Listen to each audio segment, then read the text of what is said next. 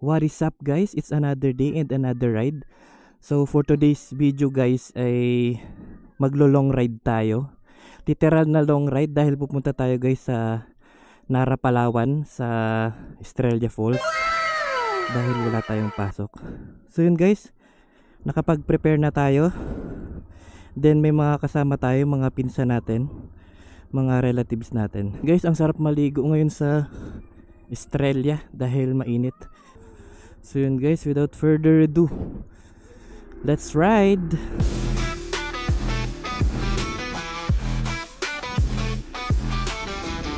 Ngayong araw pala guys ay Sabado de Gloria. So time na to para mag-outing. So ito yung mga kasama natin, mga naka-sniper at a Venice na scooter. Tara!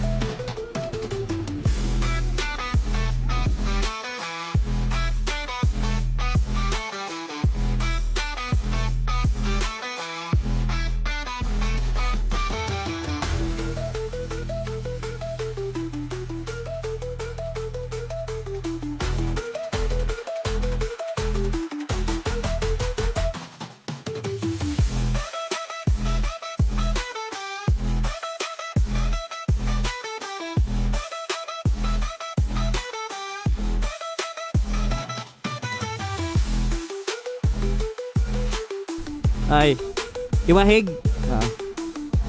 Sige. Say hi muna sa vlog.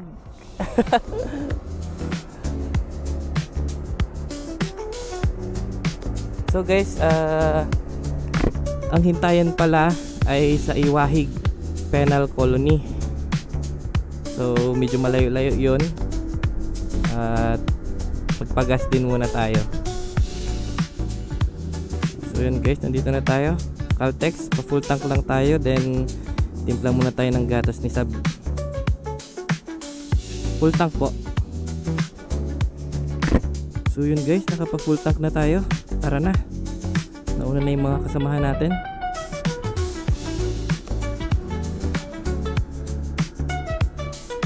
So ito pala sila. Si Joshua na naka Sniper 150 at si B-Boy na naka Suzuki Avenis.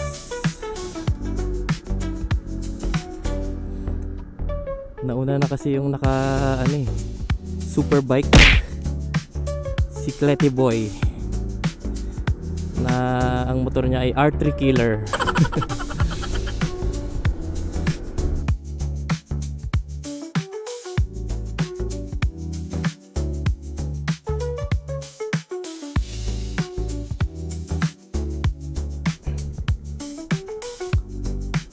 So yun guys, update lang, nandito na tayo sa Iwahig Prison and Penal Farm. Sa loob ata yung kasama natin. So doon na lang tayo maghintay sa malilim guys. Nandun din yung iba nating kasama.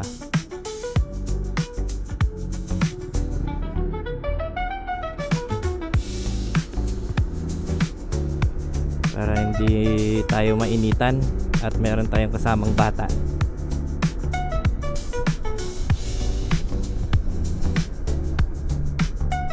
So yun, dito na sila. Dito na lang natin sila hintayin. At medyo malilim-lilim dito guys. So yun, hintayin lang natin yung kasama natin bago tayo umalis. So yun guys, dito na tayo. Dito na yung isang kasama natin.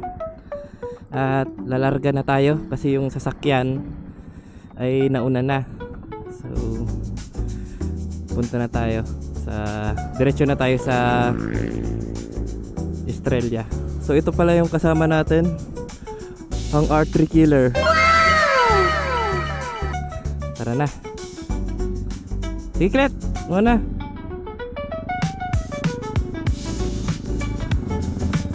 Solo gaming siya ngayon, no? Partida, walang jacket. Yun guys, chill ride lang tayo kasi dala natin ang ating pamilya. Sila ay medyo mabilis-bilis ang takbo. Basta tayo chill ride lang.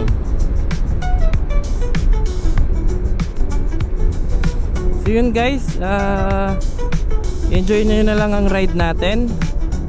At mag-update na lang ako from point to point para hindi humaba yung video. Kasi magvi-video rin tayo doon sa mismong Estrella Falls. Kasi birthday ngayon ng ating lolo Bongbong Magarce. So yun guys, update lang. Nandito na tayo sa Aburlan, Palawan. Napakabilis lang ng biyahe. Kasi nangunguna ang ating R3 killer na super bike, Leti Boy without jacket. So yun, ano muna, pahinga lang muna tayo saglit. Then diretso na tayo sa Estrella. Sakto ngayon, medyo mainit ang panahon. Say hi muna Joshua. Yun o, saka ang ating bagong graduate na si King.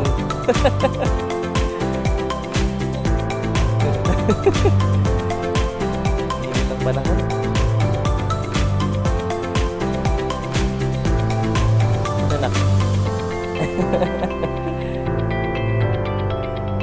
At yun guys, dumiretso na tayo sa Estrella at nagbiyahe na tayo dahil sobrang init na at sarap na maligo. Medyo malapit-lapit na rin kasi ang Estrella dito sa Aburlan, siguro mga around 10 kilometers na lang din, kaya dumiretso na kami dito guys. Nag-stop over din pala kami guys dito sa kanto ng Estrella Falls dahil matagal-tagal din kami hindi nakapunta dito, siguro mga 5 years din. So hindi na namin alam or nakalimutan na namin yung papasok dun sa Estrella Falls, kaya nag-stop muna kami dito, konting pahinga at nagtanong na rin kami. Ang sarap din pala mag long ride guys, lalo na pagkasama mo ang family mo, pati ang mga relatives mo. At kahit mainit at malayo yung pupuntahan ay nakaka-enjoy naman. Lalo na dito sa biyahe namin kasi ito yung pinakamahaba naming biyahe together with my family. Kasi dun sa amin sa Coron ay 10 to 15 kilometers lang palagi yung aming binabiyahe. So ito yung pinakamahaba naming ride kasi almost 90 kilometers ang Puerto to Nara. So mahaba na yun para sa amin. Pero goods naman kasi komportable naman yung ginamit naming motor, which is itong ADB 160. Kasi pang long ride talaga to, tsaka pang adventure. So hindi kami masyadong napagod dito sa ADV.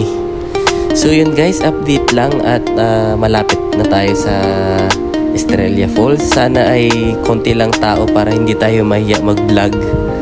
Pero mukhang marami kasi dito pa lang sa labas ay ang dami nang nakapark na mga sasakyan.